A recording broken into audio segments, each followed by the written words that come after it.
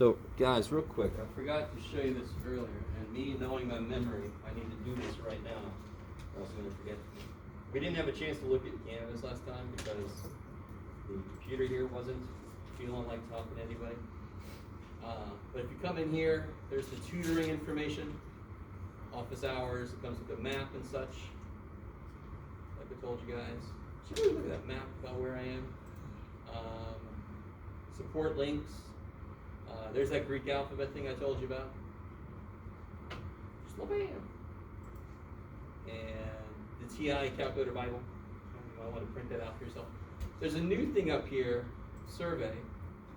And it's a 13-question survey. If you could just do that. I'm going to send out an email to remind you guys, but if you could just do that for me, that would be really good. So, just want to point that out. So let's go over to the worksheet.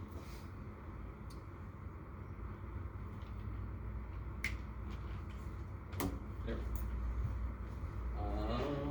Need a writing utensil. Let's see. There are.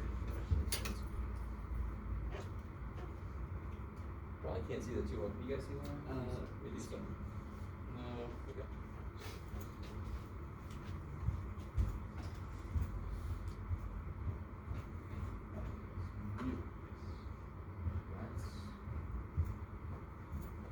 Sort of better, I think.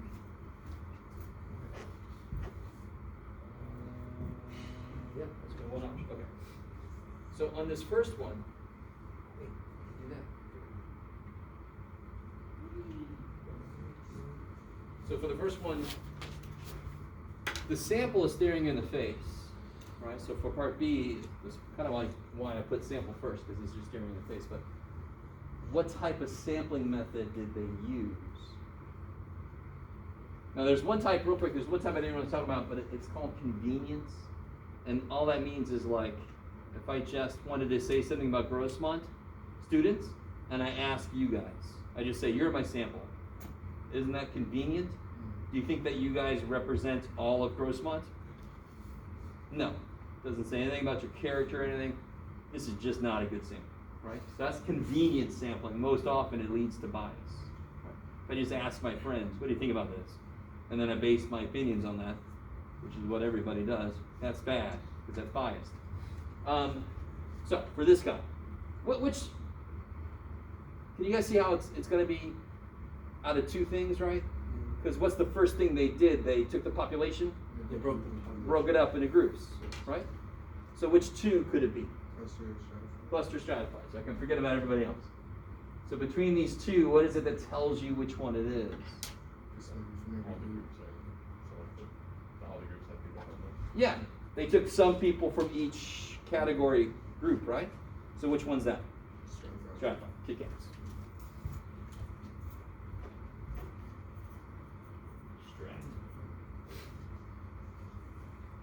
So the sample, sample looks all complicated, but the easiest way to say the sample is just add up all the people, right? So how many, what's your sample? 261. 261 people. No, well, so you don't have to get all that. So 261 people. Now you should say something more, but let's see what you get for the population. What's the population? Now you gotta be careful. Okay. I really want this to make sense. If the population is people that drink wine and have cancer, two things. How could there be people that don't drink wine in the sample, right? And then secondly, if you're trying to examine the if wine kind of causes cancer is really what this is getting at, do you want to only take people that have cancer in there? Of course not. You need to kind of compare. So the link? Say again? The link? The length? Connection? Oh, no. Okay. I really want you to understand. There's something you want to study. That doesn't mean shit when I ask you it's sample population. It's just groups. Who are they studying? I don't care what they could have been looking at the size footwear they use or what TV show they like to watch. It doesn't matter what they're looking at. What group are they trying to say something about? Us Ecuadorian people. Yeah. Which Ecuadorian people? Time drinkers. So that's basically all All people. Ecuadorian. Good Lord, Jeff. I think that's how you spell it. People. Anybody from Ecuador? No? Okay. Just wanted to know if that's how you say it. And so this would be 260 people from Ecuador, you could say, to be more precise.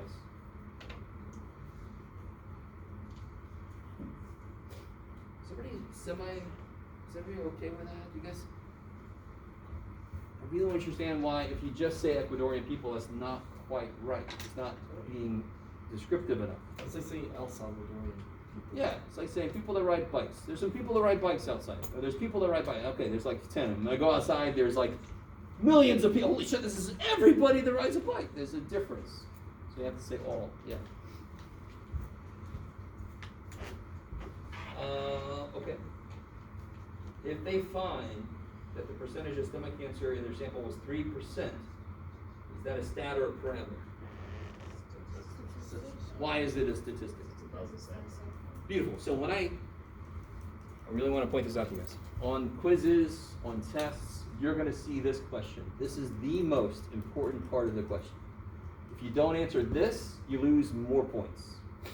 Even if you get the first part right. Are you with me? You're not going to lose all the points. Especially if you get the first part right, you're going to get some points, but you can lose more than half if you don't answer this question. This is the key question. So it is a statistic, and sometimes I get people say, because it was a percentage. I don't care. I think you said it right. This is a statistic because it is describing the sample. I love it. Stat describes sample. Would that answer get full points? Say again? Would that answer get full points? Totally. It better, since I'm writing it down. That would so suck if you wrote the same thing. I'm like, too bad. I'm not quite that evil yet. Are there some like keywords we need to like pay attention to and put into like the why part, kind of? Well, I just said right there, since the reason this works, look how short this answer is. You told me which one it was, and that's all you got to say. Because again, what's the key thing about statistic? It's something that describes the sample. That's the key thing. If you say because it's a percentage, I don't care. If I just said the percentage of stomach cancer occurrences in the population was 3%, that is now a parameter. That's the key. I don't care if this is a percentage. It's who are they talking about, right? Okay.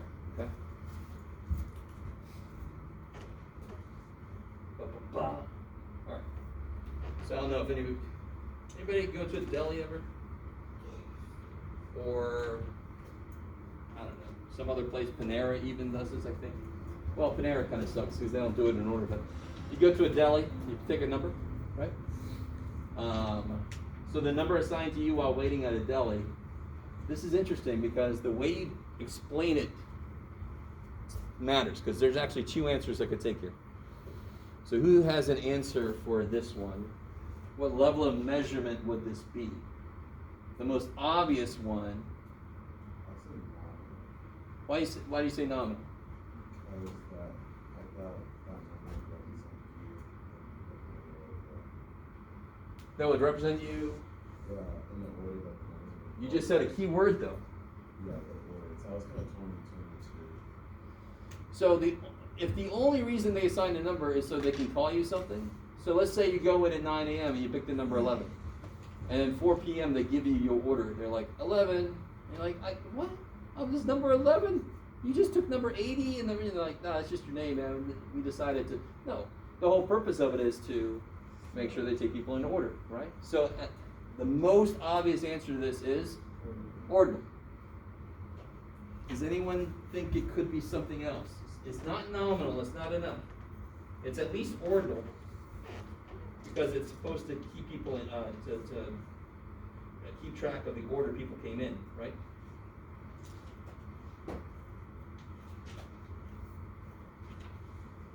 That's the primary purpose. Now, there's one other answer I would accept. Are you talking about the I one, right? So that's interval. So why do you think it's interval? Does subtraction make sense? Yeah, if I am number 11, and somebody else is number 9, I am 2 behind them, right? So I would completely accept interval. But I would actually take both answers. It depends on how you explain it, the way that you're thinking about it. Okay, I really want you guys to understand that. So interval would also work as long as you explain it as, and in fact, and your explanations could include examples like we just did. If I was 9, if I took 11, somebody else took 9, blah, blah, blah, blah, blah. I could figure out how far behind them I am by subtraction. Are you guys kind of with it? A little bit, okay, all right. Part B, I put on here purposefully so that you could do it in a no-stake situation, because people normally focus on this. What I try to get you to understand is whenever I ask you this kind of question, think about what the question was that they asked the people in this group. What did they ask the people? What hair color, right? Now, why couldn't they just look and write it down? Because it might not really be your hair color, right? For one thing, or you. So the question they asked was, what's your hair color? So hair color, what level is that? Nominal. There's no order to it. You can't subtract hair colors that I know of, right? Hair color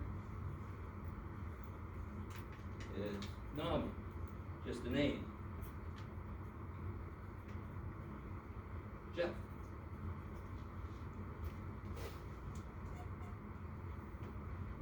And that would be a perfectly acceptable answer. Just explain it to me, you understand. Nominal level is just names. Yes? I said ratio because it says it's also percentage, that means you have to divide. So I really want this to make sense. If I ask you, what type of car do you drive? So what kind of car do you drive? Or you can make something up on it. Yeah. Say again? A Kia? Kia? Okay. What level is that? What you just told me? That was just random. Nominal. I love it. If I then, on top of that, I collect all the answers I got from everybody and I figure out 30% of people had Kias, does that change my question? My question was, what kind of car, right? So the 30% is what they did with the data. It's not what kind of measurement the data was getting at, right? Okay, I like it.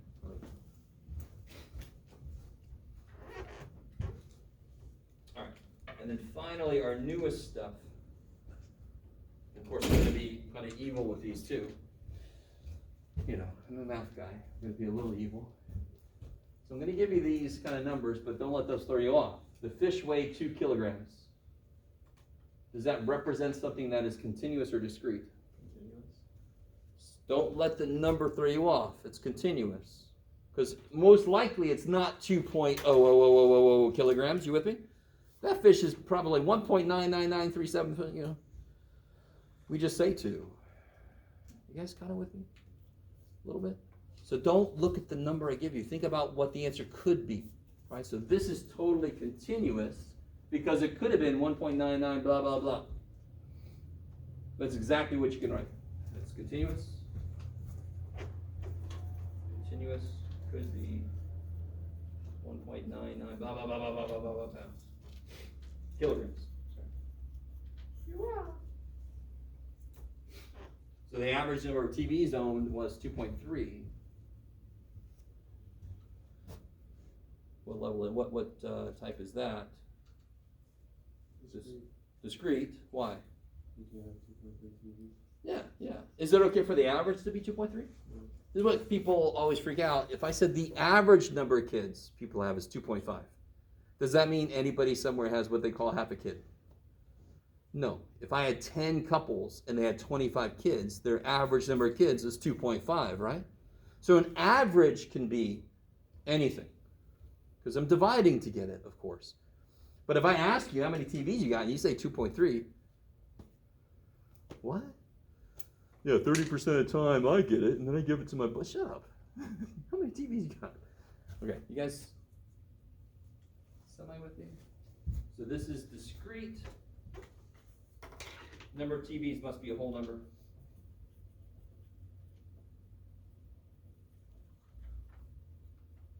It can't be anything it wants to be, right? What does that say right there? like like in the middle of the speech between discrete and must? What does that say? Oh, number of TVs, Oh, believe it or number. not. Oh, okay. It looks like hashtag Oftus, but, sorry. No worries, no worries. Number of TVs. The day that I can't read my own writing is the day that I decide to retire. Because I had a teacher that was just, we would say, what did you write up there? And he'd say, does anyone remember what I wrote? And we're like, oh my God. So if I get to that level, I'm out, right? I can still read my writing, so I'm not gonna head out yet. All right, how you guys feeling about that? What is the last word say? Must be a whole number. Whole number, okay. Yeah. Yeah, you're right. It looks like whale something, but it's a whole number. Yeah. Sorry. You're good now. Okay. Blah, blah, blah, blah. Okay. So the last thing I want to do for today, and I am going to let us out a little early again today. Don't get overly used to that. Can you grab the? Can you turn the light back up? Thank you. I want to do a little actual math with you guys. Isn't that going to be neat? Yeah, like, is there going to be some math in this math course? Jeff Goldblum reference. Okay. So based off of that last problem we just did, let me ask you guys. Does anyone not have a TV in their house? Anybody not have a TV in their house? Okay. How many guys have like one TV in your house? Anybody have one TV? I'm going to include myself. I have one TV. Anybody have two TVs? Okay. 1, 2, 3, 4, 5 people have two TVs. 3 TVs? 1, 2, 3. That's 4. You got, hold on, okay. So 4 TVs. 1, 2. More than 4, anybody? Well, how many do you have? 5. Okay, so 5 TVs. How many have 5 TVs? 1, 2, 3, 4. Is that everybody? Anybody have more than 5 TVs? You're like the one that the TV commercial where he's watching the soccer game, he opens the door, there's a TV of the soccer game, okay. So this is very simplistic data. This is obviously discrete. What level of measurement would this be? Number of TVs? Nominal, ordinal, interval, ratio? Ratio, because 0 means absence of TV, right? All right, so far, pretty easy. What do you get when you add those up? 15. Okay, so hopefully there's 15 people in here. 4, 8, 11, 13, 14. All right, some went weird. Okay, so let's say this is what we call the frequency.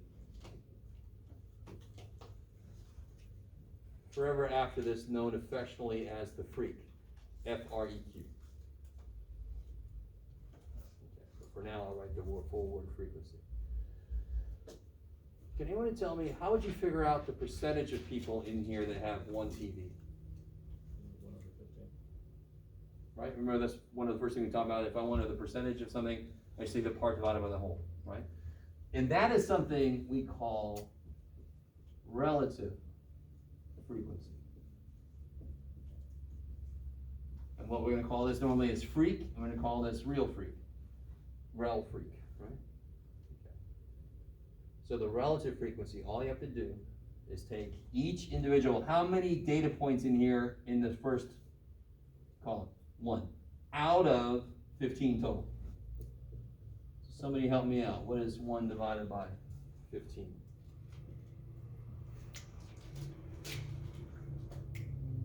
We get a calculator. 0.06333, I think. Check me on that. 0.0666. Oh, it's close. Is it 0666? 0666? So 6.6 repeating percent. Is that cool? Okay.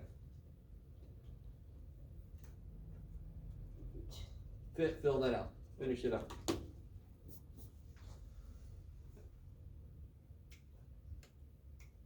Just to make you feel better, these next two should be really easy. If you don't have a calculator. These last two might be a little more interesting.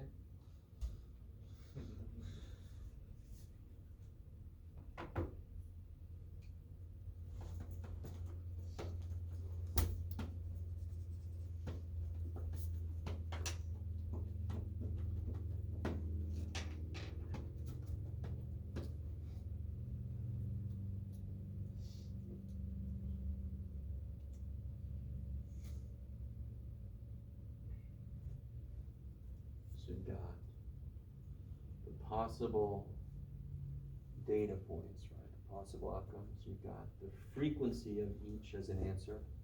And then you have the percentage, so we call it relative frequency. The frequency relative to the total. That's why we call it relative frequency. And like you know how it's like 1 and 1. What about the second row? So we multiply. How many people right? had 2 TVs? 5 people. Out of how many total? 2. Out of how many Out of total people? 15. 15. 5 out of 15. Okay. That's it. That's all it is. Any percentage is just always the specific number you're looking at out of the total number it could be.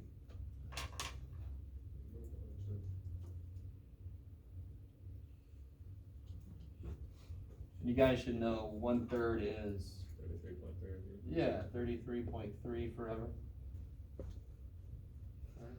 Normally, you guys know this 1/3 is 0.3332.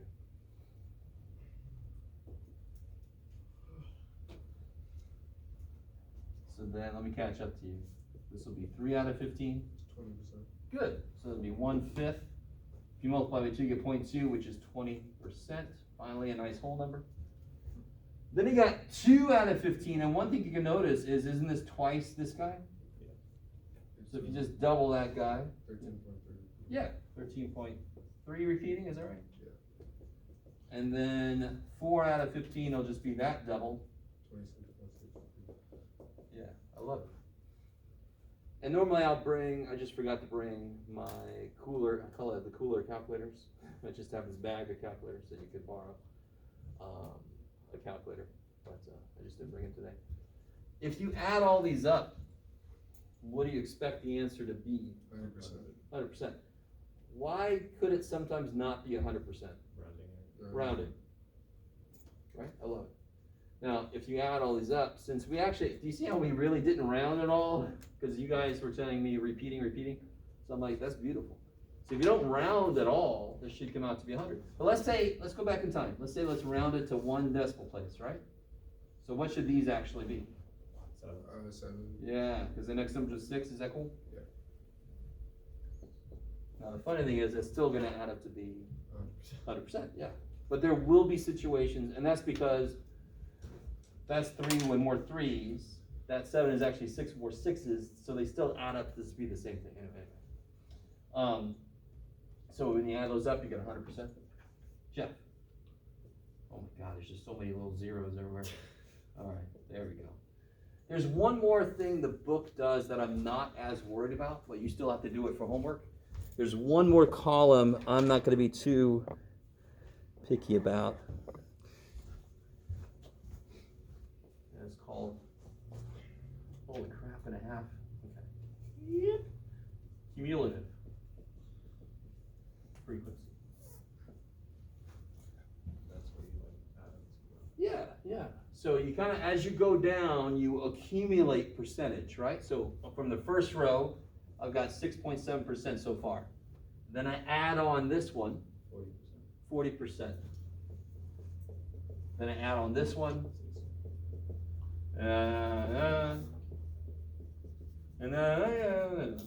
so of course it's always going to end up close to 100 in case you rounded. Is all this very simple data analysis, pretty straightforward mathematics. There's just a couple of or 3 definitions kind of going on. Do you want us to round in the homework? Normally, these are not too hard to keep track of, but you can get some freaky non-repeating decimal answers. So yeah, normally we want you to round. And a lot of the times the next step we're going to do is we're going to make a visualization out of this. So most of the time, 1 decimal place should be plenty, because it's really hard to draw something so precise, right?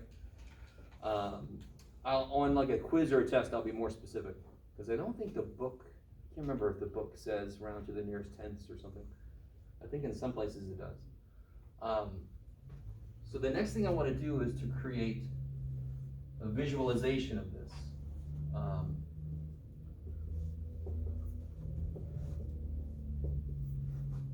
Okay. And this, of course, should be a graph. We're very used to seeing this kind of graph. The question is, what kind of graph do I want to make? So I could make a frequency, what's called a, okay, frequency, let me see, do I want to, yeah, sure. Frequency histogram. So officially a histogram. This could be called a bar graph, but let's just, histogram is normally when your data is numerical. Bar graph is if your data is like, you know, BMW, Ford, Hyundai, whatever. So that would be qualitative data. Histogram is if it's actually numbers. If I make a frequency histogram, what numbers do I want to use? Yeah, frequencies. No. Oh, If I make a relative frequency histogram, why do you think it's better to use relative frequency? Well, let me ask you this.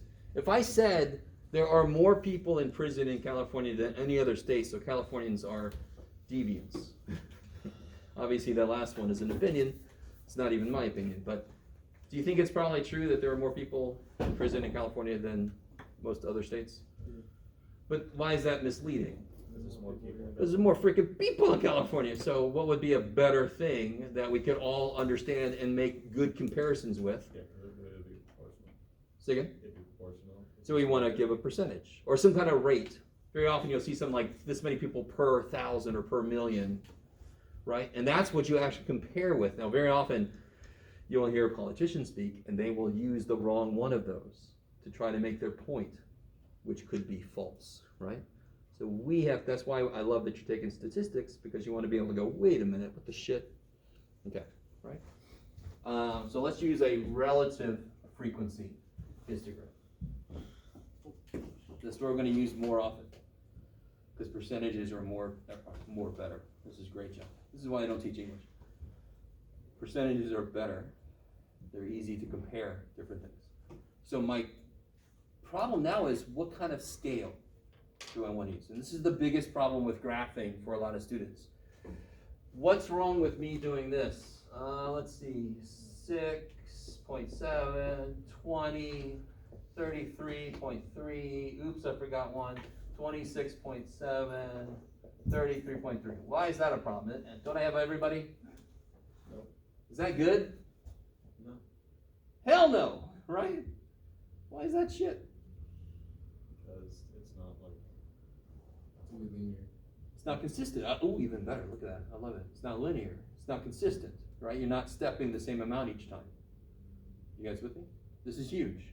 So when you want to make a scale, you got to make sure there's room for all of these values, but you don't want to actually make them the tick marks. You want to make the tick marks. So I need to be able to go up to 33.3, right? So maybe how much do you want to step by, maybe? Tens. Go by fives. Pick up by fives with my scale. That'll suck a little bit. Tens, let's see, 10, 20, 30, 40. That sucks a little bit. Let's see, so 5, 10, 15, 20, 25. That sucks, Jeff. Let me start over. 6.6. I could do that. That would be nice. But I'm going to do 5s. Here we go. 5, 10, 15, 20, 25, 30, 35. Okay, that one. 5, 10, 15, 20, 25, 30, 35. And you just put real freak there. Relative frequency. What do you think I'm going to label this one with? TVs. Number of TVs. I love it. It's crazy.